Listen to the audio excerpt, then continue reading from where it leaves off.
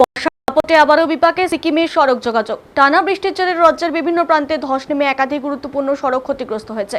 ফলে সিকিমমুখী পর্যটক, স্থানীয় বাসিন্দা এবং পণ্যবাহী যানবাহনের চলাচলে বড়সড় প্রভাব পড়েছে। 10 জুলাই প্রকাশিত সিকিম পুলিশের সর্বশেষ রোড স্ট্যাটাসে এই পরিস্থিতির কথা জানানো হয়েছে।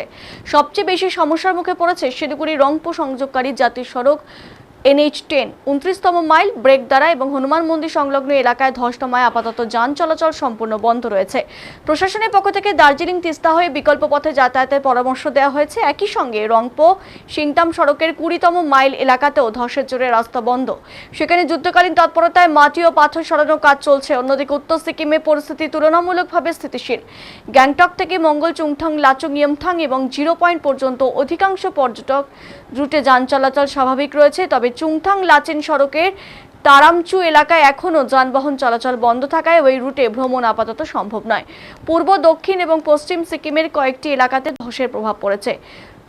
রাথাং, রংপো, রাভাংলা, ইয়াংগাং, ফংলাব, বারময়েক এবং সুফাকা চিত্তভাঞ্জাং সহ একাধিক সড়ক যান চলাচলে ব্যাহত হয়েছে। এছাড়াও সেরেং জোরেংথাং সংযোগকারী কয়েকটি রাস্তা সেতু রক্ষণাবেক্ষণের জন্য সাময়িকভাবে বন্ধ রাখা হয়েছে। যদিও অন্যান্য বেশিরভাগ রাস্তায় যান চলাচল স্বাভাবিক রয়েছে বলে জানিয়েছে প্রশাসন। বর্ষার এই সময় পাহাড়ে ভ্রমণের আগে সর্বশেষ রোড আপডেট দেখে নেওয়ার পরামর্শ দিয়েছে সিকিম পুলিশ।